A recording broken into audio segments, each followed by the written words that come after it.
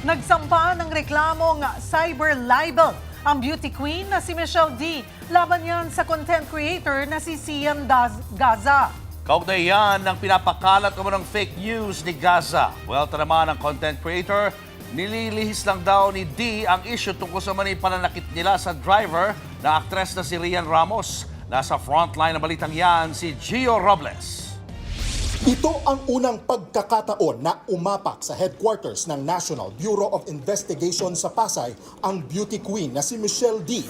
Higit 2 linggo mula nang ireklamo sila ng torture at illegal detention ng dating driver ng kaibigang aktres na si Rian Ramos.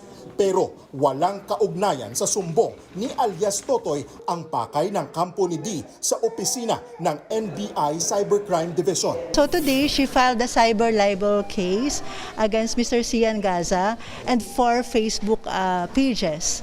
So yun po yung mga nagpapalabas ng mga false news against Michelle. File siya sa ating Computer Crimes Division para doon sa reklamo ng mga fake news, alleged fake news at kung ano-ano pang istorya laban sa kanya.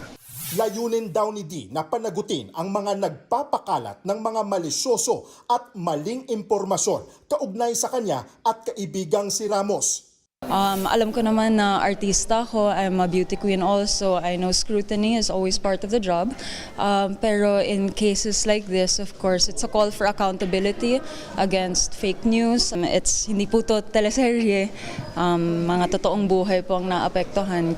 Sa kopya ng affidavit ni D na ibinahagi ng kanyang kampo sa News 5, nakalakip ang mga screenshot ng sinasabing fake news at mapanirang puring post na pinapakalat ng content creator na si Sian Gaza. Kasama din dyan ang mga post mula sa iba't ibang Facebook page. Gaya ng post na ito na tumakas na raw sa ibang bansa ang beauty queen para magtago. Napakarami na po, halos araw-araw may mga lumalabas na mga maling impormasyon tungkol po kay Michelle. In fact, meron pong isa pa doon na nasa ibang bansa daw siya at tumakas. So here, she's here. Kita nyo naman, never po siyang umalis ng bansa. Ayon kay D, hindi ito ang unang beses na ginawa siyang paksa sa mga post ni Gaza. Apektado na ang mental health at career ng beauty queen dahil sa mga nagkalat na fake news tungkol sa kanya.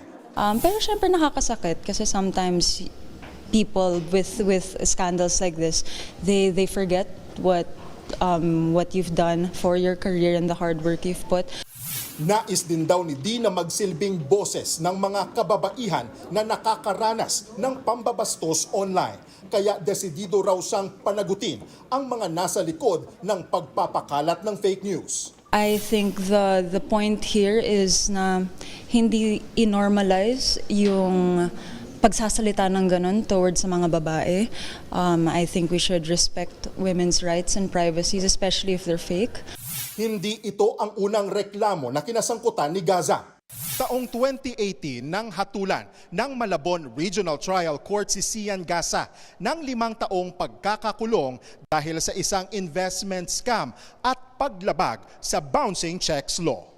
Kasalukuyang nasa ibang bansa si Gaza pero sa isang Facebook post tinawag na good move, very strategic at wais ang cyber libel complaint na inihain laban sa kanya ni D. Paraan lamang umano ito ng beauty queen na ilihis sa kanya ang atensyon ng publiko mula sa mas mabigat na reklamo laban sa kanila ni alias Totoy.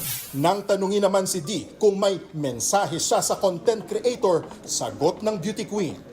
I don't have a message for him. Nagbabalita mula sa Frontline, Gio Robles, News 5. Mga kapatid, Cheryl Cosing po. Maging maalam at may pakialam sa mga napapanahong issue at headlines. Mag-follow at mag-subscribe na sa social media pages ng News 5.